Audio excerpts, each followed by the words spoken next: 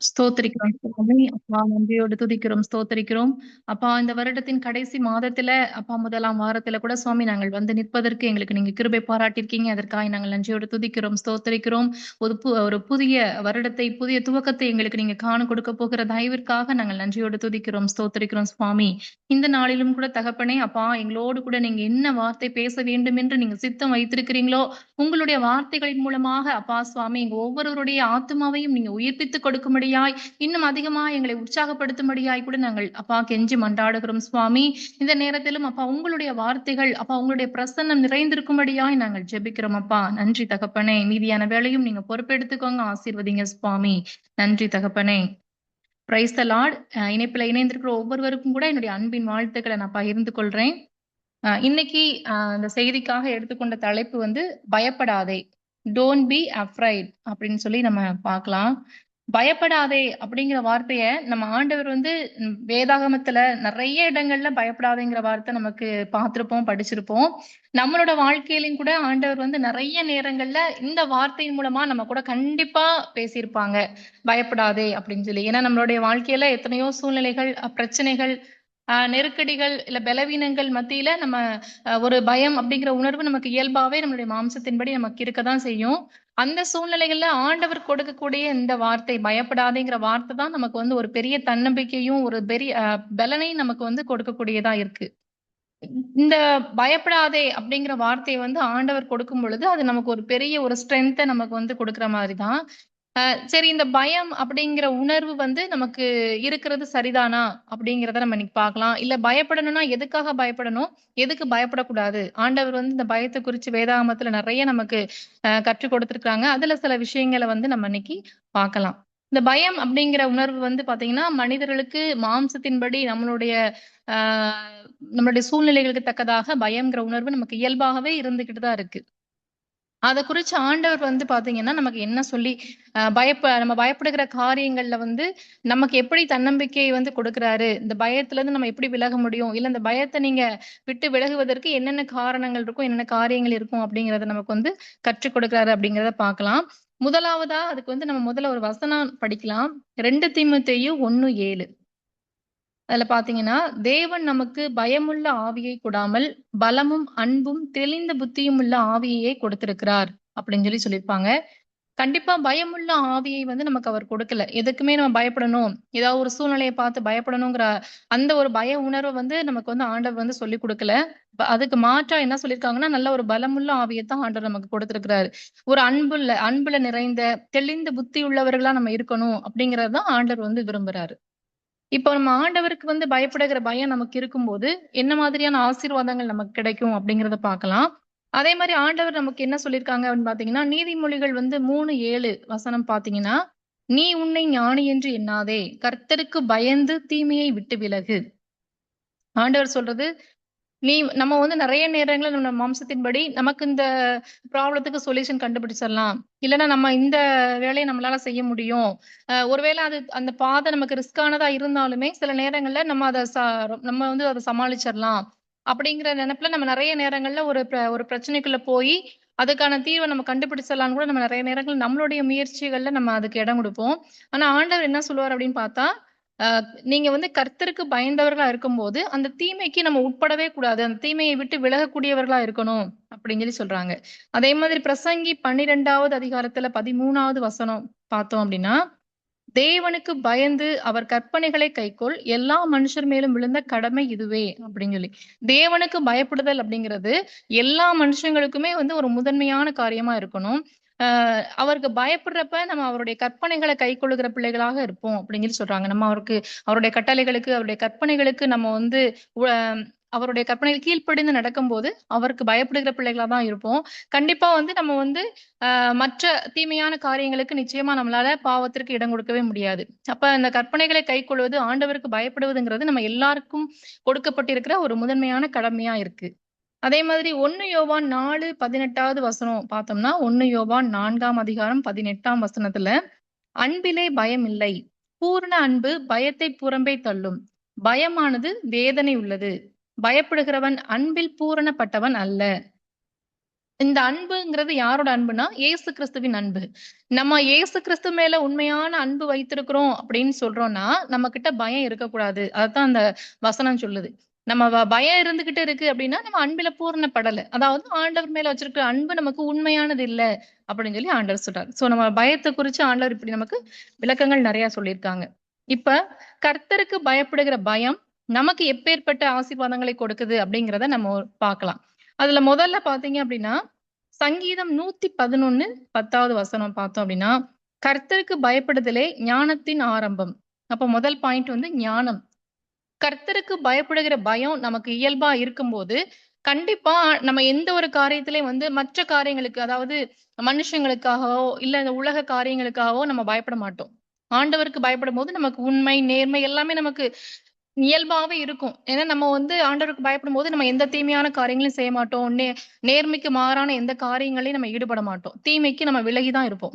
அப்போ ஆண்டவர் வந்து பாத்தீங்க அப்படின்னா, ஆண்டவருக்கு பயப்படுகிற பயம் இருக்கும்போது, நமக்கு ஞானத்த முதலாவதாக அவர் வந்து கொடுக்கிறவரா இருக்காரு. இந்த ஞானம்ங்கிறது எல்லாத்துக்கும் அடிப்படையான காரியம். நம்ம செய்யற வீட்டு வேலைகளா இருந்தாலும் சரி, இல்ல நம்ம வெளியில நம்ம போய் பார்க்கக்கூடிய வேலைகளா இருந்தாலும் சரி, இல்ல குடும்பத்தை நடத்தக்கூடிய அந்த அறிவா இருந்தாலும் சரி, ஆவிக்குரிய ஞானமா இருந்தாலும் சரி. அப்போ இது எல்லாத்துலயும் நம்ம வளரணும் அப்படிங்கிறப்ப நமக்கு இந்த ஞானம் அப்படிங்கிறது ரொம்பவே இன்றியமையாததா இருக்கு.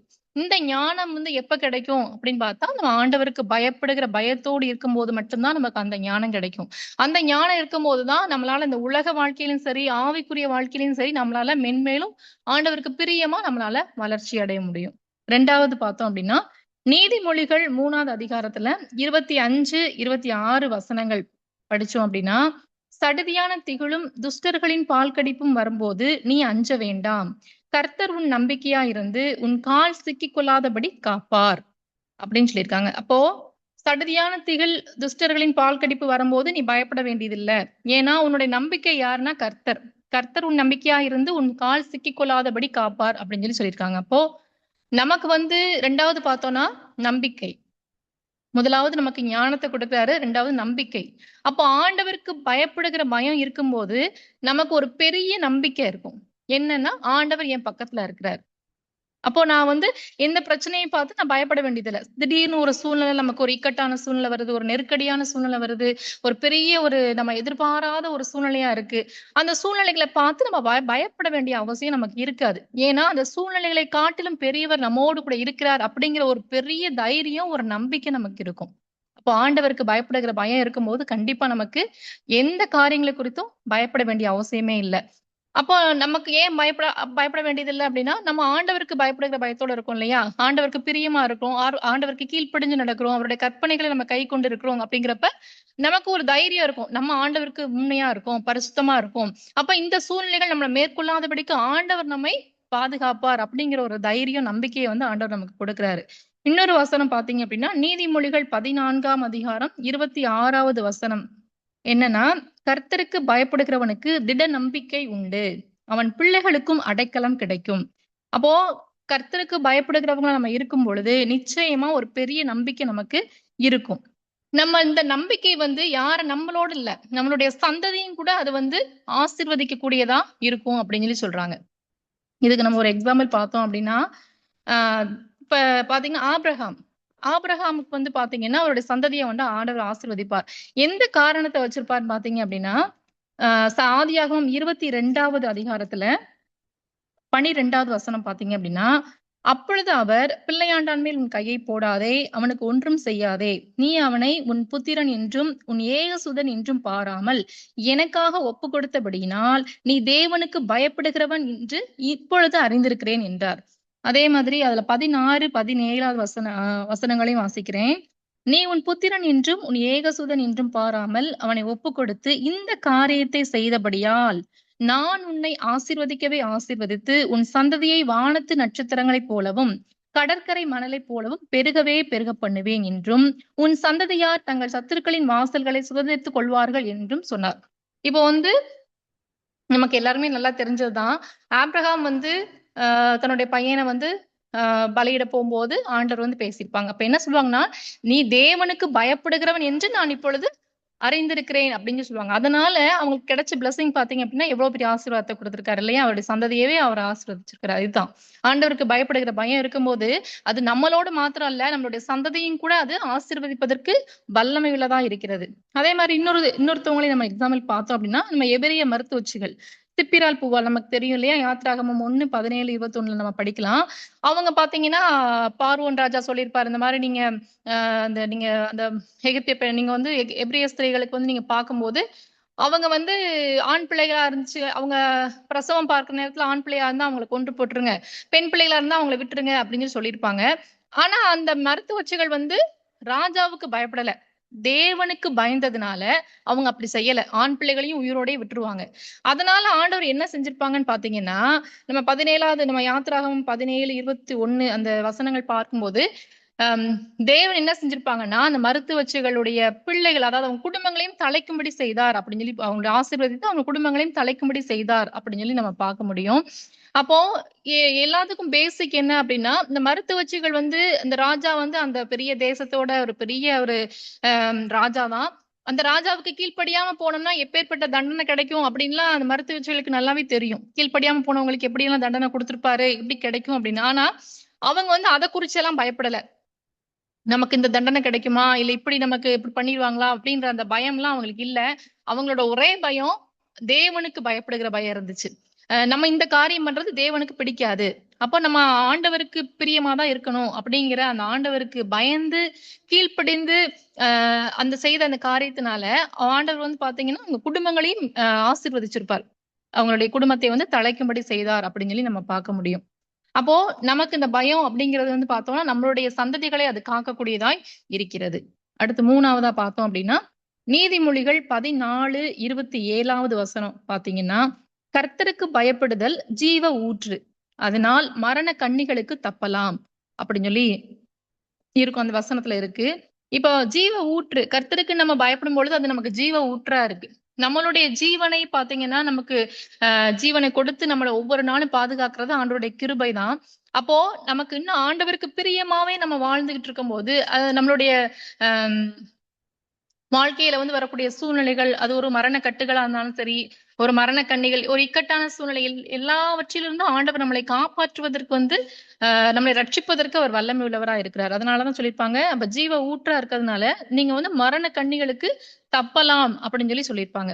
அதே இது நீதிமொழிகள் 10வது அதிகாரத்துல 27வது வசனம் பார்த்தோம் அப்படின்னா, கர்த்தருக்கு பயப்படுதல் ஆயுசு நாட்களை பெருக பண்ணும் அப்படின்னு இருக்கும். அப்போ ஆண்டவருக்கு பிரியமா நம்ம ஜீவிக்கும் போது, அவருக்கு பயப்படுகிற பயத்தோடு நம்ம ஜீவிக்கும் போது அது நம்முடைய ஆயுசு நாட்களை பெருக பண்ணக்கூடியதா இருக்கிறது. நம்மை மரண கண்ணிகளுக்கு தப்ப வைக்கக்கூடியதா இருக்கிறது அப்படின்னு சொல்லி நம்ம சொல்லலாம்.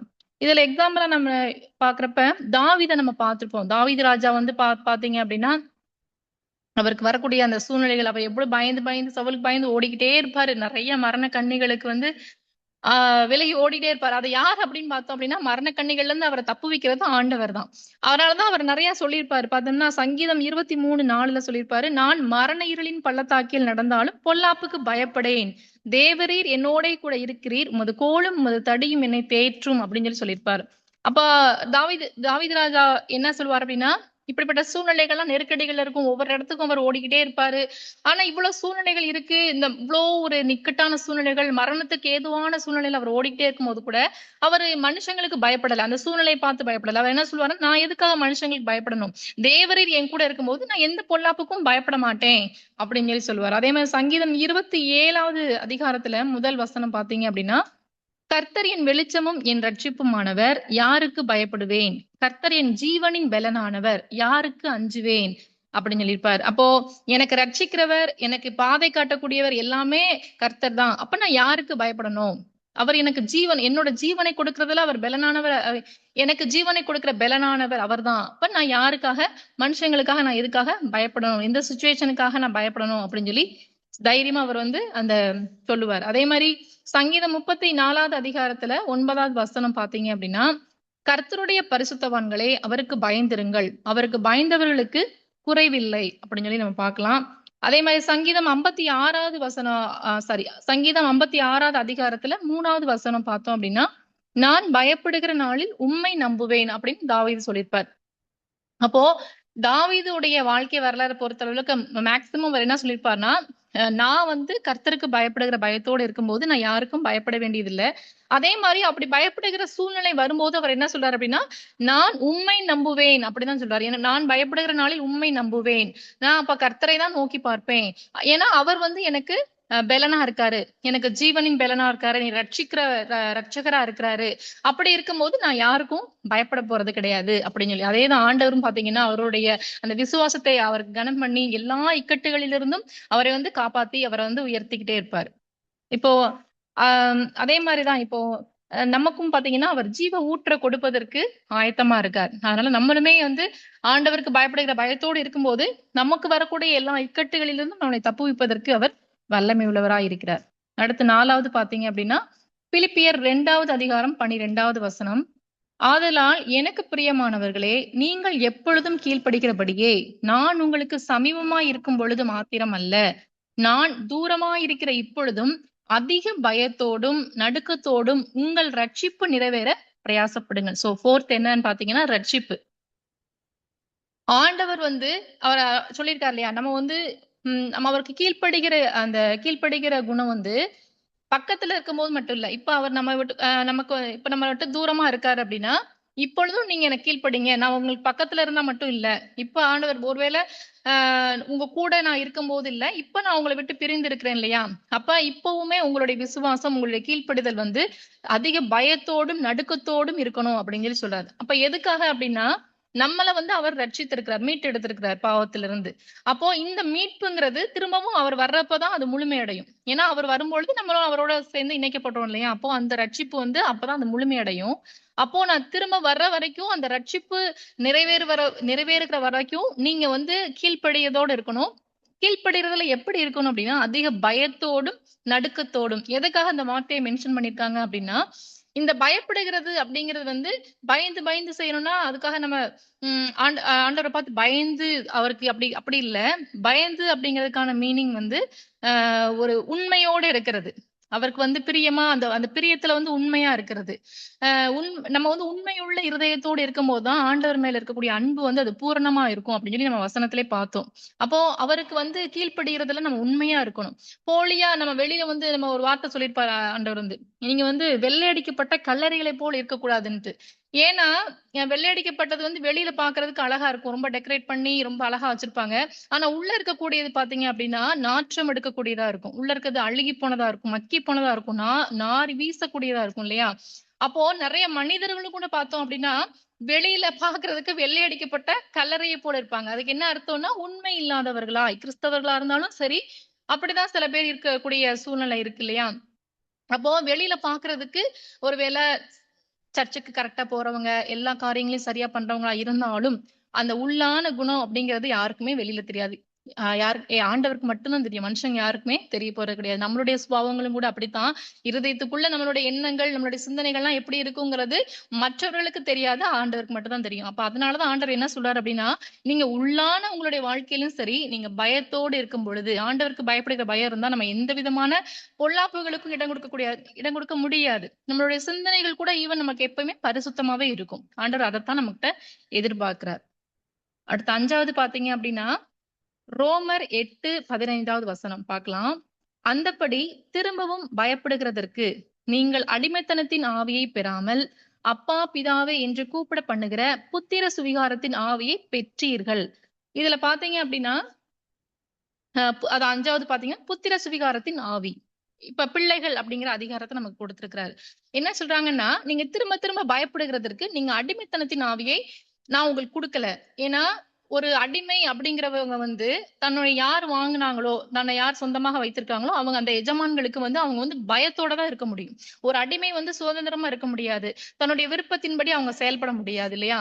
அந்த அடிமையானவங்க வந்து அத யார் அவங்க வாங்குனாங்களோ அவங்களுக்கான அவங்களுக்கு பயந்து தான் எல்லாம் அவங்க பேசுறதா இருந்தாலும் சரி, அவங்களுடைய ஒவ்வொரு செயல்களும் பயந்து பயந்து தான் செய்யணும். தன்னுடைய எஜமான்களுக்கு அவங்க அடங்கி இருக்கக்கூடிய சூழ்நிலையில தான் இருப்பாங்க. ஆனா, ஆண்டவர் நமக்கு என்ன சொல்றாருன்னா, நீங்க அப்படிப்பட்ட அடிமைத்தனத்தின் ஆவியை பெறல. அப்பா பிதாவே என்று கூப்பிடக்கூடிய புத்திர சுவிகாரத்தின் ஆவியை பெற்றீர்கள். நமக்கு குடுத்துட்டேன் அப்படின்னு சொல்றாரு. உங்களுக்கு பிள்ளைகள் அப்படிங்கிற ஒரு ரைட்ஸ நான் குடுத்துட்டேன். அப்போ நமக்கு இந்த பயம் தேவையில்ல. என்ன பயம் தேவையில்ல அப்படின்னா, நம்ம நம்ம ஒரு அடிமையை போல நம்ம வந்து அஞ்சி இருக்க தேவையில்லை. நம்ம வந்து ஒரு பிதா, ஒரு அப்பாவி இடத்துல நம்ம பிதாவேன்னு கூப்பிடுறோம்ல, அப்பா பிதாவே அப்படின்னு கூப்பிடுறோம் இல்லையா? அப்பா. அப்போ ஒரு சொந்த தகப்பனை போல நம்ம வந்து அவர்கிட்ட இருக்கணுமே தவிர, நம்ம வந்து ஒரு எஜமானை பார்த்து பயப்படக்கூடிய அந்த பயம் நமக்கு வேண்டியது இல்ல அப்படின்னு சொல்லி ஆண்டவர் இந்த வசனத்துல தீர்க்கமா சொல்லியிருக்காங்க. அப்போ நீங்க வந்து நார்மலா ஒரு அடிமைத்தனத்தின் ஆவியை நீங்க இப்ப உங்கள்கிட்ட இல்ல. உங்க அடிமைத்தனத்தின் ஆவியை நான் உங்களுக்கு குடுக்கல.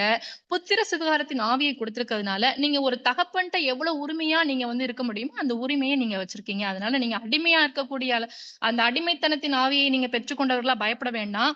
புத்திர சுவிகாரத்தின் ஆவியை பெற்றிருக்க அந்த தைரியத்தோடு நீங்க வந்து என்னோட சஞ்சரிக்கணும் அப்படிங்கிறத தான் ஆண்டவர் வந்து விரும்புறாரு. சோ 5வது பாயிண்ட் பாத்தீங்க அப்படின்னா, புத்திர சுவிகாரத்தின் ஆவி, அதாவது பிள்ளைகள் அப்படிங்கிற அதிகாரத்தை நமக்கு கொடுத்திருக்கிறார். அடுத்து 6வதா பார்த்தோம் அப்படின்னா, நீதிமொழிகள் 31:30. அதுல பாத்தீங்க அப்படின்னா, ஆம், சௌந்தரியம் வஞ்சனை உள்ளது, அழகும் வீண், கர்த்தருக்கு பயப்படுகிற ஸ்திரியே புகழப்படுவாள். அப்போ நமக்கு நல்லாவே தெரியும். இந்த வசனம் நம்ம நிறைய படிச்சிருப்போம். இதுல வந்து பாத்தீங்கன்னா, அழகா இருக்கலாம், செல்வங்களா இருக்கலாம். எல்லாமே இந்த உலக காரியங்கள் எல்லாமே வந்து வீணானது தான். அழிந்து போகக்கூடியது. அப்போ கர்த்தருக்கு பயப்படுகிற பயம் நமக்கு இருக்கிறப்ப மட்டும்தான், நம்ம வந்து மற்றவர்களாலும் சரி, எல்லாத்துக்கும் மேல ஆண்டவராலும் நம்ம புகழப்படுகிற பிள்ளைகளா இருக்க முடியும் அப்படின்னு சொல்லி பார்க்கலாம். சோ 6வது பாயிண்ட் வந்து பாத்தீங்கன்னா, புகழ்ச்சி அல்லது மேன்மை. மேன்மையை நமக்கு கொடுப்பதற்கு ஆண்டவர் வந்து ஆயத்தமா இருக்காரு. இதுல நம்ம பார்க்கும்போது எக்ஸாம்பிள்க்கு வந்து எனக்கு யார தோணுச்சுன்னா, யோசேப்பு. யோசேப்பு பார்த்தீங்க அப்டின்னா, நமக்கு தெரியும். ஒரு சின்ன சம்பவம் மட்டும் தான் யோசேப்ப பத்தி பார்த்தோம் அப்டின்னா, எங்க அவருடைய பயம் தெரியுது அப்டின்னு பார்த்தா, அவர் அடிமையா வந்து வாங்கப்பட்டு வராரு. போத்திபாருடைய வீட்ல இருக்காரு. இப்போ நமக்கு தெரியும் அந்த சிச்சுவேஷன் என்னன்னு தெரியும். ஒரு வாலிபன் தான் இல்லையா? யோசேப்பு வந்து ஒரு வாலிபனா இருக்காரு. அவருடைய வீட்ல வந்து பார்த்தீங்க அப்டின்னா, அவருடைய மனைவி வந்து அந்த ஒரு என்ன சொல்றது? பாவம் செய்வதற்கு தூண்டக்கூடிய ஒரு இதுல இருக்காங்க இல்லையா?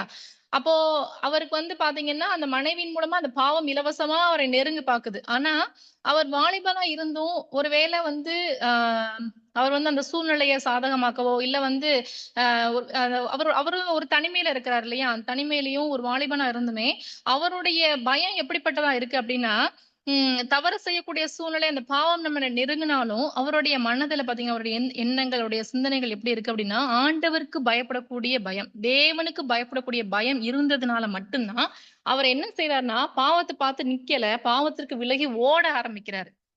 ஆண்டவர் சொல்லியிருப்பார் இல்லையா? பாவத்த பாக்க நம்ம பாவத்த பார்த்து அது ஒரு நிமிஷம் நின்னு யோசிச்சு, இது என்ன பாவம்? இது செய்யலாமா? செய்யக்கூடாதா? இல்ல இது எப்பேர்ப்பட்டது? அப்படி நம்ம நின்னு யோசிக்க ஆண்டவர் நமக்கு சொல்லல. பாவத்த பார்த்து பாவத்திற்கு விலகி ஓடுங்கள் அப்படின்னு தான் சொல்லியிருக்காரு. யோசேப்புட்ட பார்த்தீங்கன்னா அந்த குணம் தான். பாவம் செய்யக்கூடிய சூழ்நிலை நெருங்கி வந்தாலும், அவர் அந்த பாவத்தை விட்டு எப்படி என்னுடைய தேவனுக்கு நான் முன்பாக இப்படிப்பட்ட பொல்லாப்பை செய்ய முடியும்? அப்படிங்கிற பயம் இருந்ததுனால தான், அவர் வந்து விலகி ஓட ஆரம்பிச்சுருவார் வெளியில.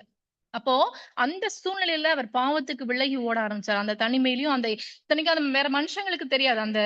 அவர் தனிமையில தான் அப்படி தனிமையா இருக்கும் பொழுதும் உண்மையா இருந்தார். இல்லையா? பாவம் பாவம் செய்யக்கூடிய சூழ்நிலை இருந்தாலுமே அத வந்து ஆண்டவருக்கு பயப்படுகிற பயத்தோடு இருந்து, அந்த சூழ்நிலைய அவர் வந்து எப்படின்னா, அந்த ஒரு பரிசுத்தமா தன்னை காத்துக் கொண்டார் இல்லையா? ஆண்டவருக்கு பயப்படுகிற பயத்தோடு தன்னை பரிசுத்தமாய் காத்துக் கொண்டதுனால விளைவு என்ன அப்படின்னு பார்த்தோம் அப்படின்னா, அவர் வந்து பாத்தீங்கன்னா, பார்வோன் வந்து அந்த நாட்டின் சாரி அந்த அந்த தேசத்து அவர் ராஜாவா இருக்காரு. ஆனா, இவர் பாத்தீங்க அப்படின்னா, பார்வோன் மூலமாவே அந்த யோசேப்பு வந்து அந்த எகிப்து தேசம் முழுவதுக்குமே வந்து பாத்தீங்கன்னா, ஒரு பெரிய அதிகாரியா வந்து நியமிக்கிறதுக்கு ஆண்டவர் வந்து கிருபை பாராட்டியிருப்பார். சொல்லியிருப்பார் இல்லையா? ஒரு மனுஷனும் தன்னுடைய கையையும், காலையும் கூட நம்ம யோசேப்புக்கு தெரியாம அசைக்க கூட முடியாது. அந்த அளவுக்கு வந்து ஃபுல் கண்ட்ரோல் பண்ணக்கூடிய அந்த ஒரு பெரிய ஆளுகை திறன வந்து யோசேப்புக்கு கொடுத்து, ஆண்டவர் வந்து யோசேப்பை வந்து உயர்த்தி இருப்பார். அப்போ ஒரு மேன்மையான இடத்துக்கு வந்து யோசேப்பு வந்து கொண்டு போயிருப்பார். சோ காரணம் பார்த்தீங்க அப்படின்னா, ஒரு சின்ன சின்ன விஷயங்கள் தான். நமக்கு ஆண்டவருக்கு பயப்படுகிற பயம். நம்ம வந்து ஒரு சின்ன சின்ன சிச்சுவேஷன்ல நமக்கு இருக்கிற அந்த குட்டி குட்டியான நேரங்கள் அது என்ன சொல்றது? சின்ன சின்ன சிச்சுவேஷன்ல கூட நம்ம ஆண்டவருக்கு பயப்படுகிற பயத்தோடு இருக்கும்போது, ஆண்டவர் வந்து எல்லாருக்கும் முன்பாக ஒருவேளை அந்த சூழ்நிலை யாருக்கும் தெரியாம இருந்தாலும், ஆண்டவருக்கு பயப்படுகிற பயம் இருந்ததுனால எல்லார் கண்களுக்கும் முன்பாக ஆண்டவர் வந்து உயர்த்துவதற்கு, மேன்மைப்படுத்துவதற்கு வல்லமை உள்ளவரா இருக்கிறார் அப்படிங்கிறத நம்ம பார்க்கலாம். சோ இந்த 6 காரியங்கள் பார்த்தீங்க அப்படின்னா, நம்ம பார்த்தோம் இல்லையா? முதலாவது ஆண்டவர் ஞானத்த குடுக்குறாரு. அடுத்து ஒரு நம்பிக்கை. நமக்கு வந்து நம்பிக்கையா இருக்காரு. அடுத்து வந்து பார்த்தோம்னா, ஒரு ஜீவ ஊற்று. மரண கண்ணிகளுக்கு நம்மை தப்பு வைக்கிறவரா இருக்காரு.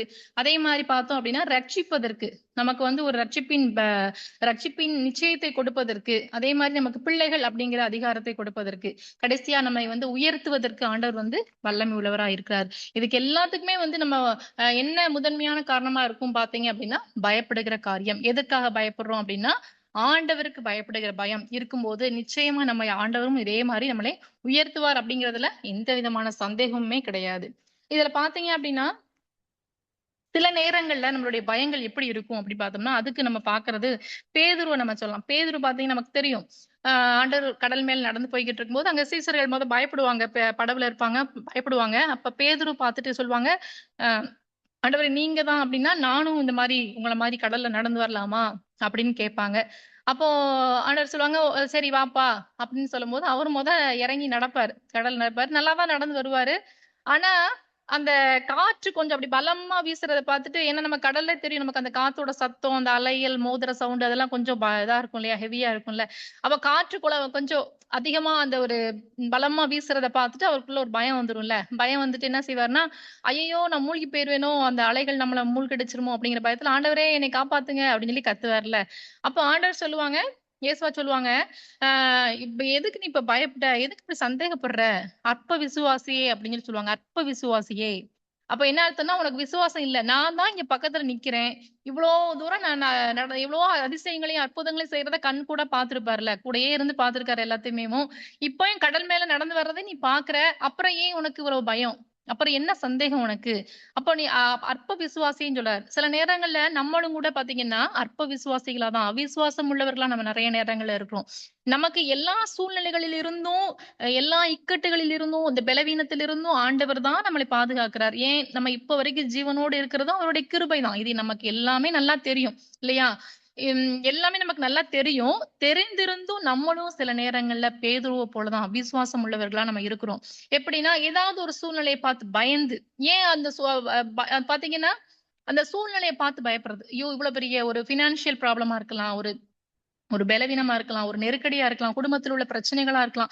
ஏதாவது ஒரு சூழ்நிலை நம்மள பயமுறுத்துறது. ஐயோ! இது சூழ்நிலை நம்மள என்ன செய்ய காத்து வந்து பண தேவை இருக்கே, கடன் பிரச்சனை இருக்கே, பலவீனம் இருக்கே, வீட்ல இப்படி சூழ்நிலைகள் இருக்கே, அப்படின்னு அந்த சிச்சுவேஷன பொறுத்து நம்ம பயந்து, ஆண்டவர நம்ம பின்னாடி ஆண்டவர நம்ம மறந்து போயிறது. அதாவது இந்த இந்த காரியங்கள் நமக்கு பெரியவையா தெரியும், பெருசா தெரியும். ஆண்டவர நம்ம அந்த நேரம் என்ன செய்வோம் அப்படின்னா, மறந்துர்றது. அப்ப அதனால நமக்கு அந்த ப்ராப்ளம்லாம் பெருசா தெரியறனால, நம்மளும் கூட சில நேரங்கள்ல ஆண்டவர மறந்தவர்களா, அவிசுவாசம் உள்ளவர்களா நம்ம மாறி போயிர்றோம். ஆனா, அந்த மாரியான சூழ்நிலைகள் வரும்போதும் ஆண்டவர் என்ன எதிர்பார்க்கிறாங்கன்னா, நான் உன் பக்கத்துல தானே இருக்கேன். எத்தனையோ அதிசயங்கள செய்றேன். உன் கண்ணு முன்னாடி எத்தன அற்புதம் இங்க இருக்கிற எல்லாருமே நம்ம கூடியிருக்க எல்லாருமே ஆண்டவர்ட்ட இருந்து அற்புதங்கள் வாங்காம இருப்போமா? இல்லவே இல்ல. நிச்சயமா அவர் நமக்கு நெறைய அற்புதங்கள் செஞ்சிருப்பாரு. நமக்கு நெறைய செய்து கொண்டே தான் இருக்கிறாரு. நம்ம எல்லாத்தையும் கண்கூடா பார்த்துக்கிட்டு தான் இருக்கோம் இல்லையா? அப்ப நம்மளும் கண்டிப்பா அந்த அவிசுவாசத்துக்கு வந்து இடம் குடுக்கவே கூடாது. அப்போ எவ்வளோ பெரிய பிரச்சனைகள் வரும்போதும், நெருக்கடிகள் வரும்போதும், ஒருவேளை ஒரு சோர்வு நமக்கு வரலாம். மாம்சத்தின்படி நம்ம பலவீனமானவர்கள் தான். சோர்வுகள் வரலாம். அந்த சோர்வுகளையும் தாண்டி நமக்கு ஞாபகம் வர வேண்டியது நம்ம பயப்படக்கூடாது. நம்ம வந்து பயப்பட தேவையில்ல. ஏன்னா இந்த சூழ்நிலைகளை காட்டிலும் பெரியவர் நம்ம பக்கத்துல தான் இருக்காரு. இத எல்லாத்தையும் அவரு சமாளிச்சுருவாரு. இந்த எல்லாத்துலருந்து நம்மளை தாங்கி, நம்மளை தப்புவித்து, நம்மளை காப்பாற்றுவார். அப்படிங்கிற அந்த தைரியம், அந்த நம்பிக்கை நமக்கு வேணும். அந்த நம்பிக்கை வேணும்னா, நம்ம ஆண்டவருக்கு பயப்படுகிற பிள்ளைகளா மாத்திரம் இருந்தா போதுமானதா இருக்கும். அதே மாரி பார்த்தீங்க அப்படின்னா, ஒரு சின்ன சாட்சிய கூட நான் சொல்லணும். இப்போ இந்த மெசேஜுக்கு நான் ரெடி ஆகறதுக்கு முன்னாடி நான் யோசிச்சேன். எந்த தலைப்பு நம்ம எடுக்கலாம் அப்படின்னு யோசிக்கிறப்ப, என் மனசுல வந்த வார்த்தை பயப்படாதே. ஏன்னா, இந்த வார்த்தையில ஆண்டவர் எனக்கு நெறைய பேசியிருக்கு. அந்த பயப்படாதேங்கிற வார்த்தை எனக்காகவே நெறைய நேரங்கள்ல ஆண்டவர் பேசியிருப்பாரு. அதனால எனக்கு அந்த வார்த்தையின் மூலமா தான் உங்களோட ஷேர் பண்ணணும் அப்படிங்கிற ஒரு ஆசையில தான் அந்த தலைப்ப நான் சூஸ் பண்ணேன். அ என்னோட ஒரு சாட்சி சொல்லணும் அப்படின்னா, அ நான் ஆல்ரெடி என்னுடைய ஆண்டவர் எப்படி எங்களுக்கு ஆசீர்வாதமா பிள்ளைகள கொடுத்தார் அப்படிங்கிறத நானு சாட்சியா நாளே சொல்லியிருந்திருக்கேன். அதுல ஒரு சின்ன ஒரு பார்ட் மட்டும் சொல்லணும்னு ஆசைப்படுறேன். அ எங்களுக்கு வந்து ட்வின்ஸ் அப்படிங்கிறது உங்களுக்கு தெரிஞ்சிருக்கும். அ கன்சீவா இருக்கும்போது எனக்கு கிட்டத்தட்ட அதான் சொன்ன மாரி 8 1/2 வருஷத்துக்கு அப்புறம் தான் நான் கன்சீவ் ஆனேன். ஆண்டவர் கிருபையா எங்களுக்கு வந்து பிள்ளைகள குடுத்தார். அப்படி இருக்கும்போது லேட் பிரெக்னன்சிங்கிறதுனால டாக்டர்ஸ் என்ன அட்வைஸ் பண்ணாங்க அப்படின்னா, நான் மேக்ஸிமம் எங்கேயுமே டிராவல் பண்ணதே கிடையாது. ஃபுல்லாவே வந்து ரெஸ்ட்லயே இருங்க அப்படின்ட்டாங்க. ஏன்னா, இது லேட் நம்ம வந்து இந்த 8 1/2 வருஷம் ஆச்சு இல்லையா? 8 1/2 வருஷத்துக்கு அப்புறம் குழந்தைங்க அப்படிங்கிறதுனால, அது 2 பிள்ளைங்க அப்படிங்கிறதுனால, ரொம்ப கவனமா இருக்கணும் அப்படிதான் சொல்லியிருந்தாங்க. ஒரு சின்ன சின்ன ஸ்டெப் கூட பார்த்தீங்க அப்படின்னா, ரொம்பவே கவனமா எடுத்து வைக்கணும் அப்படின்னு தான் எனக்கு டாக்டர்ஸ் வந்து அட்வைஸ் பண்ணியிருந்தாங்க. அப்போ டிராவல் அப்படிங்கிறது சுத்தமாவே வந்து பண்ணவே பண்ணல. நான் எந்த டிராவலுமே பண்ணல. அப்ப பக்கத்துல டிஸ்டன்ஸ் கூட நான் எதுவுமே அதாவது சின்ன டிஸ்டன்ஸ் கூட நானு டிராவல் பண்ணல. அப்படிதான் இருந்தோம் ரொம்ப. ஏன்னா, நமக்கும் ரொம்ப லேட்டா கிடைச்சதுனால, ரொம்பவே அப்படியே பார்த்து பார்த்து அப்படிதான் ரொம்ப கவனமா தான் இருந்த மாரி இருந்துச்சு. அப்போ 7த் மந்த் வந்தப்போ வந்து பார்த்தீங்க அப்படின்னா, 7த் மந்த்க்கு அப்புறம் ஈவன் ரொம்பவே கவனமா இருக்க சொன்னாங்க டாக்டர்ஸ். ஏன்னா 7த் மந்த் நெருங்கிருச்சு, ட்வின்ஸ் அப்படிங்கிறனால, ரொம்பவே வந்து எல்லாமே கேர்ஃபுல்லா இருக்கணும் அப்படிங்கிற மாரி இருந்தது. அப்போ 7த் மந்த் வந்து எனக்கு வளகாப்பு வச்சாங்க. எனக்கு எல்லாருக்குமே அஸ் யூசுவல் நம்ம வளைகாப்பு முடிஞ்சு நம்ம பேரண்ட்ஸ் வீட்டுக்கு தானே போணும்னு நமக்கு ஆசைப்படுவோம்.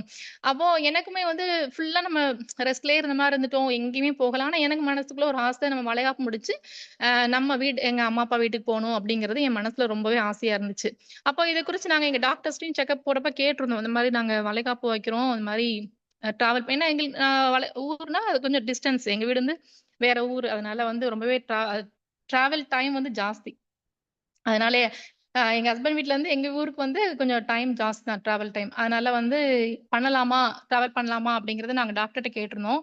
அவங்க சொன்னது என்ன அப்படின்னா, உங்களுக்கு எல்லாமே நார்மலா இருக்கு. ஆனாலும் வந்து ட்வின்ஸு நான் ஏற்கனவே சொன்ன மாரி இவ்வளோ வருஷத்துக்கு அப்புறம் கிடைச்ச பிள்ளைங்க இல்லையா? நீங்க வந்து பிள்ளைங்கலாம் பிறந்ததுக்கு அப்புறம் நீங்க எங்க வேணாலும் ஃப்ரீயா போலாம், செய்யலாம். இப்போ கொஞ்சம் கவனமா இருங்களேன். ஏன்னா இதுவரைக்கும் நீங்க டிராவல் பண்ணவே இல்ல. ஸோ எங்களோட அட்வைஸ் படி டிராவல் பண்ணாம இருக்கிறது பெஸ்ட்டு அப்படின்னு சொல்ட்டாங்க. நாங்க அப்புறம் வந்துட்டோம் வீட்டுக்கு. அப்புறம் என் ஹஸ்பண்ட் எங்க ஃபே ஃபே அவங்க என்னோட ஹஸ்பண்ட் ஃபேமிலில என்ன சொன்னாங்க அப்படின்னா, "உன்னோட விருப்பம் தான்ப்பா. உனக்கு ஒரு வேள போகணும்னு ஆசை இருந்தா நீ பார்த்துக்கோ. இல்ல இந்த சிச்சுவேஷன் பார்த்து நீ என்ன யோசிக்கிறியோ அந்தபடி நீ யோசித்துக்கோ" அப்படின்னு சொல்லியிருந்தாங்க. "உன்னோட முடிவு தான்" அப்படின்னு தான் சொல்லியிருந்தாங்க. எனக்கு வந்து 2 விதமான மனநிலைமையில இருக்கிறேன். போணுங்கிற ஆசை ரொம்ப அதிகமா இருக்கு. அம்மா, அப்பா வீட்டுக்கு போணுமே அப்படின்னு ரொம்ப ஆசையா இருக்கு. ஒரு பக்கம் பார்த்தீங்கன்னா, இப்படி இந்த சூழ்நிலைகள் என்னை பயமுறுத்துது. ஐய்யய்யோ! நம்ம இவ்ளோ ஏன்னா இத்தன வருஷங்களுக்கு அப்புறம் ஒரு தவமா இருந்து கிடைச்ச மாரி பொக்கிஷங்களா நமக்கு ஆண்டவர் குடுத்துருக்காரு. ஒருவேளை நம்ம இப்படி டிராவல் பண்றதுனால ஏதாவது நமக்கு ப்ராப்ளம் ஆயிருமா? அப்படிங்கிற மாரி என்னுடைய மனசு வந்து ஓடிக்கிட்டே இருக்கு. இப்படி 2 மனசா தான் நான் இருக்கிறேன். ஒரே குழப்பமா இருக்கு.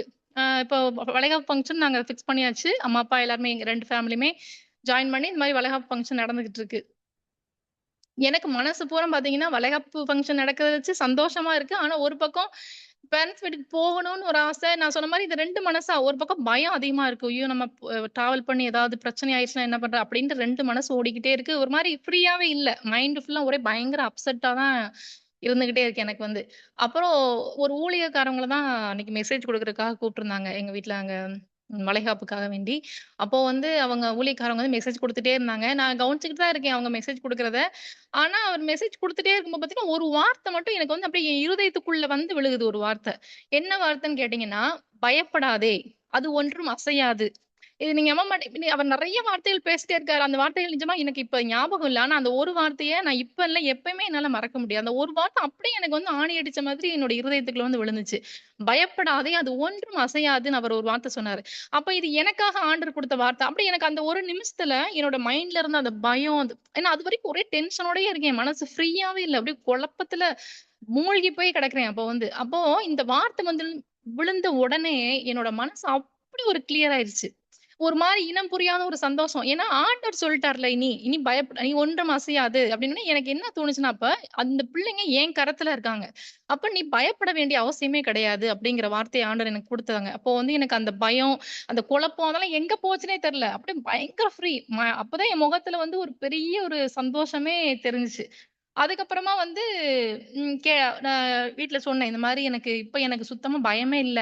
நான் ஊருக்கு போறேன். எனக்கு டிராவல் பண்ணலாம். எனக்கு பயம் இல்ல. ஆண்டவர் வந்து பயப்படாதேன்னு எனக்கு பேசிட்டாரு. அதனால எனக்கு ரொம்பவே தைரியமா இருக்குன்னு சொல்லிட்டு, நான் சந்தோஷமா ஊருக்கு போயிட்டு வந்தேன். அது மாரி ஆண்டவர் பிள்ளைகளையும் பாதுகாத்தார், என்னையும் பாதுகாத்தார். நேர்த்திய பிள்ளைகளை வந்து ஆம் அ பிள்ளைகள வந்து ஆண்டவர் வந்து நல்ல முறையில பிள்ளைகள் பிறப்பதற்கு கிருபை பாராட்டினார். பிள்ளைங்களுக்கு வந்து இப்ப கிட்டத்தட்ட 3 1/2 வயசு முடிஞ்சிருச்சு. இத இன்னும் நான் நினைச்சுட்டு தான் இருப்பேன். ஏன்னா, இந்த வார்த்தைகள் வந்து அவர் குடுக்குறப்ப, இப்பவும் ஆண்டவர் பிள்ளைகள பாதுகாத்துக் கொண்டே தான் இருப்பார். பிள்ளைகள் நான் ஆண்டவருடைய கரத்துக்குள்ளாக தான் பிள்ளைகள வந்து ஒப்புக் கொடுத்து ஜெபிக்கிறேன். பிள்ளைகளை ஆண்டவர் நேர்த்தியா பாதுகாக்கிறார். இது எதுக்காக சொல்றேன் அப்டின்னா, பயம் பயம்ங்கிற உணர்வு வந்து நம்மளுடைய சில சிச்சுவேஷன் நிமித்தமா நமக்கு வருவதுங்கிறது ரொம்பவே வந்து நார்மலான விஷயம் தான். இந்த இந்த பயப்படுகிற சூழ்நிலையில நமக்கு ஆண்டவர் குடுக்குற வார்த்தைகள பாருங்களேன். ஏன்னா மனுஷங்க எவ்வளவுதான் சில பேர் நமக்கு ரொம்ப உறுதியான வார்த்தைகள் சொன்னாலுமே, நம்ம வந்து அவ்வளவு தூரம் வந்து திருப்தியா இருக்குமா அப்படின்னு கேட்டீங்கன்னா, நிலைத்திருக்குமான்னு கேட்டா கிடையாது. ஆனா ஆண்டவர் இடத்துல இருந்து ஒரு வார்த்தை வரும்பொழுது, அது நம்ம குழப்பமான அப்படி ஒரு மாரி ரொம்ப ஒரு இது ஒரு டிப்ரஷன்ல, ஒரு பிரஷர்ல நம்ம இருக்கும்போது, அந்த வார்த்தை வந்து நம்ம வந்து ஒரு பெரிய பலனை குடுக்குது. அந்த வார்த்தைகள் வரும்போது நமக்கு ஒரு பெரிய தன்னம்பிக்கைய குடுக்குது. ஆண்டவர் நம்ம சொல்ட்டார்ல. ஏன்னா ஆண்டவர் சொல்ட்டார்னா, அது வந்து நமக்கு வேற பயப்படக்கூடிய எந்த விதமான அவசியமே கிடையாது. அவர் எல்லாத்தையும் பார்த்துக்குவார். அப்படிங்கிற ஒரு பெரிய தன்னம்பிக்கைய வந்து ஆண்டவர் அன்னைக்கு எனக்கு குடுத்தாரு. அதே மாதிரி தான் இன்னொரு சிச்சுவேஷன் கூட எனக்கு சொல்லணும் உங்கள்ட்ட. இப்ப ரீசென்ட்டா ஒரு 2 மந்த்ஸ் இருக்கும். எங்களுடைய ரிலேட்டிவ் ஒருத்தவங்களுடைய ஃபங்ஷனுக்காக நாங்க ஊருக்கு போயிருந்தோம். அப்போ வந்து அவங்க குளோஸ் ரிலேட்டிவ்ங்கிறனால கொஞ்ச நாளுக்கு முன்னாடி நாங்க கொஞ்ச நாளுக்கு முன்னாடி ஒரு 1 வீக் முன்னாடி நாங்க அவங்க வீட்ல போய் ஸ்டே பண்ணியிருந்தோம் அவங்க ஃபங்ஷனுக்காக வேண்டி. அப்படி போயிருந்தப்ப அந்த ஃபங்ஷன் வீட்ல இருந்தவங்க என்ன பண்ணியிருந்தாங்கன்னா, நெறைய ஊழியக்காரவங்களலாம் அவங்க ஃபங்ஷனுக்கு வந்து இன்வைட் பண்ணியிருந்திருக்காங்க போல. அப்ப அவங்க வந்து அந்த டைரக்ட்டா ஃபங்ஷன் அன்னைக்கு வர்றதா அந்த ஊழியக்காரவங்களா இருக்காங்க. அதுல ஒரு ஊழியக்காரவங்க மட்டும் ஃபங்ஷன் அன்னைக்கு வர முடியாத சிச்சுவேஷன்ல நான் முன்னாடியே வந்து பிரேயர் பண்ணிட்டு போறேன். உங்க வீட்டுக்கு வந்து நான் பிரேயர் பண்ணிட்டு போறேன் அப்படின்னு சொல்லி சொல்லியிருந்திருக்காங்க போல. அதனால அவங்க அந்த ஊழியக்காரர் வந்து வந்திருந்தாங்க. ஒரு நாள் ஈவினிங் வந்து வந்திருந்தாங்க அவங்க வீட்டுக்கு. அந்த ஃபங்ஷன் வீட்டுக்கு வந்திருந்தாங்க. நாங்களும் அங்க தான் ஸ்டே பண்ணியிருந்தோம் இல்லையா? அதனால நாங்க எல்லாருமே உட்கார்ந்திருந்தோம். ஒரு சின்ன ஒரு மெசேஜ் அவர் குடுத்துட்டு, சரி நான் பிரேயர் பண்ணிட்டு நான் கிளம்புறேன் அப்படின்னு சொல்லி சொல்லியிருந்தாங்க. அப்போ அங்க எல்லாருமே ஃபங்ஷன் வீட்ல இருக்கவங்க எல்லாருக்குமே அவரு ஜெபம் பண்ணிட்டே இருந்தார். நாங்க எங்களோட ஃபேமிலி எல்லாருமே உட்கார்ந்திருக்கப்ப, சரி உங்களுக்கு நான் ஜெபம் பண்றேன் அப்படின்னு சொல்லி எல்லார் தலையிலயும் கை வச்சு அவர் ஜெபம் பண்ணிக்கிட்டே வந்தாரு. அப்போ வந்து அ அவரு எப்படி ஜெபம் பண்ணாருன்னு நான் கவனிச்சேன்னா, அவரு ஒவ்வொருத்தவங்க தலைமையிலும் கை வச்சு ஜெபம் பண்றாரு. ஆனா ஒரே மாதிரி ஜெபம் கிடையாது. ஆண்டவர் வந்து அவங்கள குறிச்சு என்ன வந்து சொல்றாங்களோ, அத வந்து அவங்க சொல்லி ஜெபம் பண்ணாங்க. ஒருவேள அவங்க மனசுல என்ன மாரி எத யோசிக்கிறாங்களோ, இல்ல அவங்களுடைய சிச்சுவேஷன வச்சு வச்சு ஒவ்வொருத்தருக்கும் அவர் ஜெபம் பண்றத நான் கவனிச்சுக்கிட்டே வந்தேன்.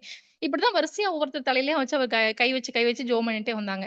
அப்ப அந்த நேரம் என்னோட சிச்சுவேஷன் என்னன்னு பார்த்தீங்க அப்படின்னா, நான் ஒரு சில சிச்சுவேஷன்னால வந்து ரொம்ப அப்செட்டான மைண்ட்ல இருந்தேன். அதாவது ஒரு சில ஒரு என்ன சொல்றது? ஒரு சில ஒரு இப்ப என்ன சொல்றது? சில நேரங்கள்ல நம்ம சிச்சுவேஷன் வந்து நம்மள ரொம்பவே இந்த சோர்வ உண்டாக்கக்கூடியதா இருக்கும் இல்லையா? ஒரு சின்ன சின்ன சிச்சுவேஷன் வந்து நம்ம கூட ரொம்ப அப்செட் ஆக்கும். ஒரு குழப்பமான சூழ்நிலையாலாம் இருக்கும் இல்லையா? அந்த மாரி ஒரு சில அப்செட்டான ஒரு மைண்ட் செட்ல நான் இருக்கிறேன். அதாவது ஃபங்ஷன் வீட்ல இருக்கிறேன். முகம்லாம் சிரிப்போட தான் இருக்கு. ஆனா மனசுக்குள்ள வந்து பார்த்தீங்கன்னா, ஒரு பெரிய ஒரு அழுத்தம் எனக்கு இருந்துகிட்டே இருக்கு. ஒரு பாரம். ஒரு சில சிச்சுவேஷன நெனச்சு எனக்கு வந்து அது ஒரு பெரிய அப்செட்ல நான் இருக்கிறேன். அப்போ நான் மனசுல நெனைக்கிறேன். அவர் வந்து ஒவ்வொருத்தவங்களுக்கெல்லாம் ஜெபம் பண்ணிட்டே வராரா, அப்ப நான் நெனைக்கிறேன், "ஏசப்பா என்னோட இருதயத்துல எப்படிப்பட்ட பாரத்தோட இருக்கேன்றது உங்களுக்கு தெரியும். மத்தவங்களுக்கு தெரியாது. ஆனா உங்களுக்கு தெரியும். ஆனா நீங்க வந்து இவரு வந்து உங்களுடைய ஒரு தேவ மனுஷன். உங்களுடைய பிள்ளை இல்லையா? நீங்க இப்ப என்ன செய்றீங்கன்னா, அவர் என்கிட்ட வந்து ஜெபம் பண்ணும்போது, ஏன்னா என்னைய பொறுத்தளவுல ஆண்டவர் வந்து எனக்கு பயப்படாதன்னு வார்த்தை சொன்னாருன்னா, நான் ரொம்ப கான்ஃபிடென்ட் ஆயிருவேன். தெளிவாயிரும் என்னுடைய இருதயமே நல்லா தெளிவாயிரும். அதனால வந்து ஆனா ரொம்ப ஒரு பிரஷர்ல தான் இருக்கிறேன் அந்த டைம்ல நான் வந்து. அப்போ நீங்க வந்து அவர் என்கிட்ட ஜெபம் பண்ணும்போது, நீங்க என்கூட பேசணும். என்ன சொல்லணும்னா, நீங்க எனக்கு வாடிக்கையா சொல்லுவீங்கல்ல ஒரு வார்த்தை, "பயப்படாதே" அந்த வார்த்தைய நீங்க சொல்லணும் எனக்கு.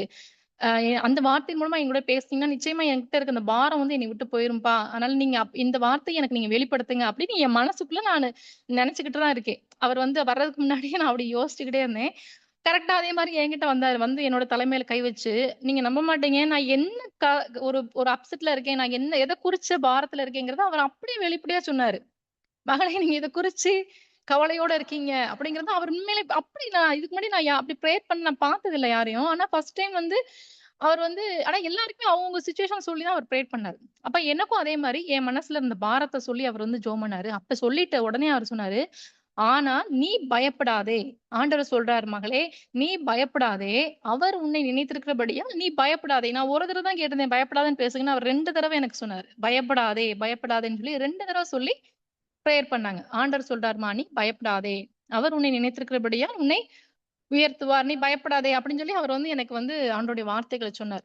எனக்கு வந்து நான் சொன்ன மாரி தான். அந்த ஒரு பாரம் நம்ம நம்ம பாரத்தையும் சொல்லி, ஆண்டவர் வந்து உங்கள பயப்படாதேன்னு சொல்றப்ப, அது எவ்வளோ ஒரு பெரிய நமக்கு ஒரு ஒரு மன மகிழ்ச்சியா இருக்கும் இல்லையா? அந்த மாரி மன மகிழ்ச்சிய தான் எனக்கு வந்து ஆண்டவர் குடுத்திருந்தாரு அன்னைக்கு. அப்போ எனக்கு அப்படியே கொஞ்ச நேரத்துக்கு என்னுடைய அழுகைய வந்து என்னால கண்ட்ரோல் பண்ண முடியல. எல்லாரும் என்ன பார்த்துட்டு இருந்தாங்க. என்ன இப்படி அழுதுகிட்டு இருக்காளேன்னு சொல்லிட்டு. ஏன்னா, நம்ம ஒரு ஒரு இருதயத்துக்குள்ள நமக்கு ஒரு சில சோர்வு இருக்கு அப்படின்னா, ஒரு ஒரு பெரிய ஒரு டிப்ரஷன்ல நம்ம இருக்கிறோம் அப்படின்னா, நான் அது சும்மா தான் நினைக்கிறேன். ஆண்டவரே நீங்க என்கூட இப்படி பேசுங்களேன். அப்பனா எனக்கு இதெல்லாம் ஃப்ரீ ஆயிருமேன்னா, நான் அதே வார்த்தைய சொல்லி ஆண்டவர் பேசுறாருன்னா, நம்மளுடைய ஆண்டவர் எப்பேர்ப்பட்ட ஒரு வல்லமை உள்ளவரா இருக்கிறாரு. நம்ம மேல எவ்வளவு ஒரு அன்புள்ள தெய்வமா இருக்காரு பாருங்களேன். நம்ம நெனைக்கிறோம். நெனச்சத உடனே அவர் வந்து நமக்கு வந்து அந்த வார்த்தை மூலமா பேசி நம்மள தேற்றணும், நம்மள பலப்படுத்தணும் அப்படிங்கிறத நெனைக்கும்போது, நிஜமாவே நம்மளுடைய ஆண்டவர் வந்து எவ்வளவு வல்லமை உள்ள தெய்வம் அப்படிங்கிறத நம்ம நெறைய நேரங்கள நம்ம பார்த்துக்கிட்டே தான் இருக்கோம். அ அவருக்கு வந்து நான் அதிகமான நன்றிய நம்ம வந்து தெ நான் அன்னைக்கும் சரி, எப்பவுமே நான் நன்றி உள்ளவளா இருக்கணும் அப்படின்னு தான் நான் நெனைப்பேன். ஏன்னா, ஒரு சின்ன சின்ன எதிர்பார்ப்புகள் தான் நம்ம சொல்லுவோம். ஆண்டவரே நீங்க இப்படி பேசுங்க. இது மூலமா பேசுங்க. அப்படி நான் நிஜமா நான் சொல்றேன். இந்த பயப்படாதங்கிற வார்த்தை வந்து எனக்கு நெறைய நேரம் ஆண்டவர் பேசுவார். ஏன்னா, நான் கொஞ்சம் சென்சிட்டிவான டைப்பா இருக்கனால சின்ன சின்ன விஷயங்களுக்கு எனக்கு பயங்கிறது இயல்பாவே வரும். ஆனா நான் நெனைப்பேன், ஐயோ! இப்படி பயந்துகிட்டே இருக்கமே. ஆனா நான் அதே நேரம் நெனைப்பேன், நீங்க என் கூட பேசுங்கப்பா. நீங்க சொல்லுங்க. ஏன்னா ஆண்டவர் அந்த நேரம் நமக்கு பேசுறப்ப, பயப்படாதேங்கிற அவருடைய வார்த்தை எங்க இருந்தாவது எனக்கு வரும். சில மனுஷங்க மூலமா வரும். ஏதாவது மெசேஜ் கேட்கும்போது வரும். இல்ல ஏதாவது ஒரு சிச்சுவேஷன்ல அந்த வார்த்தைய அவர் வந்து எனக்கு அனுப்புவாரு. அப்ப அந்த வார்த்தை வந்தோனமே எனக்கு வந்து அப்படியே ஒரு டோட்டலா அப்படியே ரொம்ப ஃப்ரீயா ரொம்ப ரிலாக்ஸ்டா இருக்க மாரி நான் ஃபீல் பண்ணியிருக்கேன். அந்த மாரி ஆண்டவர் வந்து நெறைய நேரங்கள்ல அந்த பயப்படாதேங்கிற வார்த்தைய வந்து என்னோடு கூட தனிப்பட்ட முறையில பேசியிருக்கிறார். நெறைய அற்புதங்கள செய்திருக்கிறார். அதனால நான் என்ன சொல்றேன்னா, நெறைய சிச்சுவேஷன் நமக்கு வந்து ஆப்போசிட்டா இருக்கலாம். இல்ல நம்மளுடைய பிரச்சனைகள் அந்த மாரி இருக்கலாம். ஒருவேள நம்மளுடைய பிரச்சனைகள் வந்து அ வெளி மனிதர்களுக்கு தெரியாம இருக்கலாம். நம்மளுடைய இருதயத்துக்குள்ள நம்ம எத குறிச்சு கவலைப்படுறோம், எத குறிச்சு நம்ம யோசிக்கிறோம், எத குறிச்சு நம்ம பாரப்படுறோம் அப்படிங்கிறத வந்து ஆண்டவர் அறிஞ்சிருக்கிறாரு. அந்த நேரங்கள்ல நம்ம ஆண்டவர பிடிச்சுக்கிட்டோம்னா, நிச்சயமா அவர் வந்து நம்மள வந்து பலப்படுத்துறதுக்கு, நம்முடைய எல்லா பயங்கள்ல இருந்து நம்மள விடுவித்து, நம்மளை தூக்கி நிறுத்துவதற்கு அவர் வல்லமை உள்ளவரா இருக்கிறார். இந்த நேரத்துல கூட நம்ம ஒருத்தவங்கள பார்க்கலாம். யாருன்னு பார்த்தீங்க அப்டின்னா, அந்த 10 கன்னிகைகள குறித்து நான் யோசித்தேன். இந்த இந்த இந்த மெசேஜ் நம்ம ரெடி பண்ணும்போது எனக்கு கடைசியா எனக்கு ஞாபகம் வந்தது பார்த்தீங்க அப்டின்னா, அந்த 10 கன்னிகைகள குறிச்சு. என்ன விஷயம் பார்த்தீங்க அப்டின்னா, நமக்கு எல்லாருக்குமே தெரியும். அந்த 10 கன்னிகைகள பொறுத்தளவுல 5 பேர் புத்தி உள்ளவர்கள், 5 பேர் புத்தி இல்லாதவர்கள் அப்படின்னு நம்ம பார்க்கிறோம். இந்த 10 பேருக்குமே இருந்த காமன் விருப்பம் என்னன்னு கேட்டீங்கன்னா, ஆண்டவராக இயேசு கிறிஸ்து கூட போகணும் அப்படிங்கிற ஆசை தான் அந்த 10 பேருக்குமே இருந்துச்சு. ஸோ அவங்களுடைய எண்ணங்கள் எல்லாமே இயேசு கிறிஸ்து கூட போகணுங்கிற அந்த எண்ணம் தான்.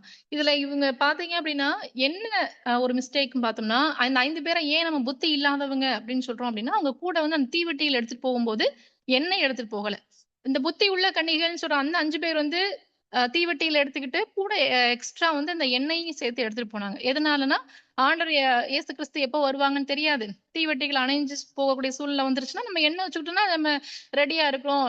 எப்பனாலும் நம்ம எண்ணெய ஊத்தி நம்ம அந்த தீவெட்டிகள நம்ம வந்து பாதுகாப்பா வச்சுக்கலாம். அப்படிங்கிற அந்த ஐடியால வந்து அவங்க எடுத்துட்டு போயிருப்பாங்க. அப்போ இது என்னன்னு பார்த்தீங்க அப்படின்னா, ஒருவேள ஆண்டவர் வருவதற்கு தாமதம் ஆகிக்கிட்டே இருக்கு. இப்ப இது யாருக்கு பயத்த குடுக்கும்னு பார்த்தீங்கன்னா, அந்த புத்தி இல்லாதவர்ன்னு நம்ம சொல்றோம்ல, எண்ணெய் எடுத்துட்டு போகாத அந்த 5 கன்னிகளுக்கு கண்டிப்பா ஒரு பயத்த குடுத்திருக்கும். என்ன பயம் வந்திருக்கும்? ஆண்டவர் வந்து இன்னும் வரல. ஸோ இவங்கலாம் ரெடியா வந்து எண்ணெயோட வந்திருக்காங்க. நம்மகிட்ட அந்த எண்ணெய் இல்ல.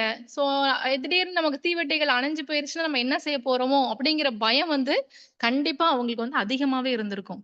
ஆனா ஆயத்தத்தோட வந்திருந்த அந்த 10 புத்தியுள்ள கன்னிகைகளுக்கு பார்த்தீங்கன்னா, அந்த பயம் இருந்திருக்கவே செய்யாது. எப்ப ஆண்டவர் வந்தாலும், "வி ஆர் ரெடி டூ அவர் கூட நம்ம அவரோட போகறதுக்கு நாங்க வந்து ரெடியா இருக்கோம்." அப்படிங்கிற அந்த ஒரு ஆயத்தத்துல அவங்க இருந்திருப்பாங்க. தைரியமா இருந்திருப்பாங்க. அதே மாரி தான் நம்மளும் கூட ஆண்டவராக இயேசு கிறிஸ்து வருவதற்கு நம்ம காத்துட்டு இருக்கோம். அவரோடு கூட போகணுங்கிறது நம்மளுடைய ஆசைகளா இருந்தாலும், ஆயத்தம் அப்படிங்கிற ஒரு பெரிய பிரிப்பரேஷன் நம்மகிட்ட இல்ல அப்படின்னா, நிச்சயமா நமக்குள்ள பயங்கள் அதிகமா தான் இருக்கும். அந்த கன்னிகள் எப்படி எண்ணெய் இல்லாதனால பயந்துகிட்டு இருந்தாங்களோ, அதே மாதிரி தான் நமக்கும் கூட ஆயத்தம் இல்லைன்னா, நம்மளுடைய இருதயம் பயத்துல தான் நிறைந்திருக்கும். ஒரு எக்ஸாம்க்கு நம்ம பிரிப்பேர் ஆகிட்டு இருக்கோம் அப்படின்னா, அந்த எக்ஸாமுக்கு வந்து 2 விதமா சொல்லலாம். சில பேர் வந்து எக்ஸாம்க்கு படிக்கிறது வந்து செலக்டிவா படிப்பாங்க. அதாவது கொஞ்சம் டஃப்பான சாப்டர்லாம் கொஞ்சம் அவாய்ட் பண்ணியிருப்பாங்க. செலக்டிவா இந்தந்த கொஸ்டின்ஸ் படிச்சா போதும் அப்படிங்கிற மாரி படிப்பாங்க. சில பேருடைய படிப்பு எப்படி இருக்கும்னா, டாப் டூ பாட்டம் எல்லாத்தையும் படிப்பாங்க. எதையுமே அவாய்ட் பண்ணாம எல்லாத்தையும் படிப்பாங்க. இப்ப இந்த 2 கேட்டகரில ஆட்களுமே அ எக்ஸாம்க்கு போறாங்க அப்படின்னா, யாருக்கு பயம் இருக்கும்? அப்படின்னு பார்த்தீங்கன்னா, செலக்டிவா படிச்சிருக்கவங்களுக்கு கண்டிப்பா பயம் இருக்கும். நம்ம படிச்சதுலருந்து கொஸ்டின்ஸ் வருதா? ஒருவேள நம்ம படிக்காத சாப்டர்ல இருந்து ஏதாவது கொஸ்டின்ஸ் கேட்டாங்கன்னா, நம்ம என்ன பண்றது? அப்படிங்கிற பயம் கண்டிப்பா செலக்டிவா படிச்சிருக்கவங்களுக்கு இருக்கும். இதே இது அப்படியே ஆப்போசிட். எல்லாத்தையும் டாப் டூ பாட்டம் படிச்சிருக்காங்க அப்படின்னா, அவங்க எத குறிச்சும் பயப்படவே மாட்டாங்க. ஏன்னா, அவங்க ஆயத்தமா இருக்காங்க. அவங்க ப்ரிப்பேர்டா இருக்கனால எதுக்கும் பயப்படாம எந்த கொஸ்டின் வந்தா என்ன? நம்ம எல்லாமே படிச்சிருக்கோம். அப்ப நம்ம எக்ஸாம் வந்து நல்ல முறையில எழுதிறலாம். நம்ம எக்ஸாம்ல வந்து நல்லா எக்ஸாம் அட்டெண்ட் பண்ணிறலாம் அப்படிங்கிற அந்த ஒரு கான்ஃபிடென்ட் வந்து அந்த நல்லா படிச்சிருக்காங்கல்ல, ஃபுல்லா படிச்சிருக்காங்கல்ல, ரெடியா இருக்காங்கல்ல, ஆயத்தமா இருக்கறாங்கல்ல, அவங்களுக்கு மட்டும் தான் அந்த கான்ஃபிடென்ட் இருக்கும். இதே மாரி தான். நமக்கும் கூட பரலோக ராஜ்யம் இப்படி அந்த ஒரு எக்ஸாம கூட நமக்கு அத அப்படியே கம்பேர் பண்ணிக்கிட்டோம் அப்படின்னா, அந்த பரலோக ராஜ்யத்துக்குள்ள நம்ம போகணும் அப்படிங்கிறதுக்கு நம்மளுடைய ஆயத்தம் எந்த மாரி இருக்கு? செலக்டிவா படிச்சவங்கள மாதிரி கொஞ்சம் கொஞ்சம், அங்க கொஞ்சம், இங்க கொஞ்சம் அப்படி இருக்கா? இல்ல ஃபுல்லா ப்ரிப்பேர் ஆனவங்கள மாரி நமக்கு ஆயத்தம் இருக்கா? அப்படிங்கிறத கூட நம்ம ஒரு நிமிஷம் யோசித்து கூட பார்க்கலாம். இது பார்த்தீங்க அப்படின்னா நமக்கு ஃபுல்லாவே ஆயத்தமா இருக்கிறோம், ரெடியா இருக்கோம் அப்படின்னா, ஆண்டவருடைய வருகை குறிச்சு எந்த விதமான பயமுமே நமக்கு இருக்காது. ஆ எப்போ வந்தாலும் சரி, எந்த நொடிப்பொழுது வந்தாலும் சரி, வி ஆர் ரெடி அப்படிங்கிறது நம்ம வந்து ஆயத்தமா இருக்கலாம். இல்ல ஆண்டவருடைய வருகைய பத்தி யோசிக்கிறப்பலாம் நமக்குள்ள ஏதோ ஒரு பயம் வந்துகிட்டே இருக்கு அப்படின்னா, கண்டிப்பா நம்ம ஆயத்தத்துல குறைஞ்சவங்களா தான் இருக்கோம்னு அர்த்தம். அப்போ ஆண்டவர் என்ன எதிர்பார்க்குறாங்க அப்படின்னா, நான் எப்போ வந்தாலும் சரி, ரெடியா ஆயத்தமா இருக்கிறதுக்கு நீங்க தகுதியா இருக்கணும் அப்படிங்கிறத ஆண்டவர் எதிர்பார்க்கிறார். நமக்கும் கூட அந்த ஆயத்தம் அப்படிங்கிற அந்த ஒரு பிரிப்பரேஷன் கரெக்ட்டா இருந்தா மட்டும் தான், எந்த பயமும் இல்லாம ஆண்டவருடைய வருகையில நம்ம வந்து தயாரா இருக்க முடியும். ஆம், நம்ம இதையே நம்ம செல்ஃப் டெஸ்ட்டா கூட பண்ணி பார்க்கலாம். நானே சில நேரங்கள்ல நெனச்சு பார்ப்பேன். திடீர்னு எனக்குமே பார்த்தீங்கன்னா, ஃபுல் பிரிப்பரேஷன் அப்படின்னு சொல்ல முடியாது டக்குன்னு. ஏன்னா, நம்ம பேசுற வார்த்தைகள் சில நேரம் ஞாபகம் வரும். ஆண்டோட வருகைக்கு தயாரா இருக்கமா? அப்படின்னு சொல்லி நம்ம யோசித்து பார்க்கும்போது பார்த்தீங்கன்னா, ஒரு லிஸ்ட் நமக்கு வரும் பாத்துக்க. நம்ம மனசே நமக்கு ஒரு லிஸ்ட் குடுக்கும். நீ இப்படி ஒரு முறுமுறுத்துட்ட, இந்த வார்த்தைய சொல்லி பேசிட்ட, இந்த வார்த்தையில திட்டிட்ட அப்படின்னு சொல்லி நமக்கு வந்து ஒரு லிஸ்ட் வரும் பாத்துருக்கீங்களா? நம்மள வேற யாரும் சொல்ல வேண்டியதில்ல. நம்ம மனசாட்சி நமக்கு ஒரு லிஸ்ட் குடுக்கும். இந்தந்த விஷயங்கள நம்ம பண்ணிட்டோம், இப்படி கோவப்பட்டுட்டோம் அன்னைக்கு. ஈவன் நம்ம பிள்ளைங்கள்ட்ட கோவப்பட்டு நம்ம ஏதாவது வார்த்தைகள் பேசியிருந்தா கூட அதெல்லாம் ஞாபகத்துக்கு வரும் எனக்கு. இந்த வார்த்தைகள்லாம் நீ பேசிட்ட, இந்த வார்த்தைகள் சொல்லிட்ட, இவங்கள பத்தி நீ முறுமுறுத்துட்டியே. நம்ம எண்ணங்கள்ல முறுமுறுத்தா கூட அதெல்லாம் கூட அந்த லிஸ்ட்ல வரும் இல்லையா?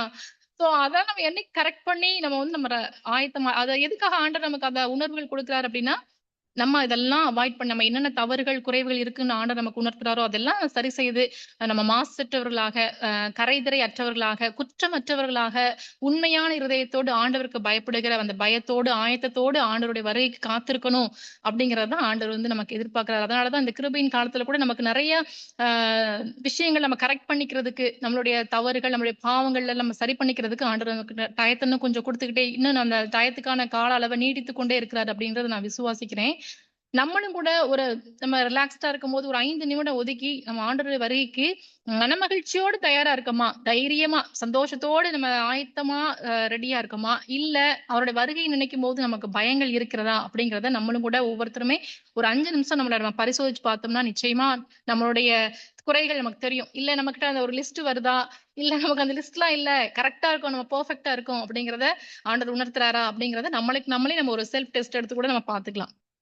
ஆண்டவர் அப்படிதான் நம்மளுடைய குறைவுகள ஏன்னா நம்ம இப்ப ஆண்டவர் என்ன சொல்றாருன்னா, நம்ம பாவிகளா இருக்கிறதுனால தான் அவர் வந்து பார்த்தீங்கன்னா, அதிகமா நம்மள நேசிக்கிறார். இந்த பாவத்திலிருந்து நம்மள மீட்டெடுக்கணும்.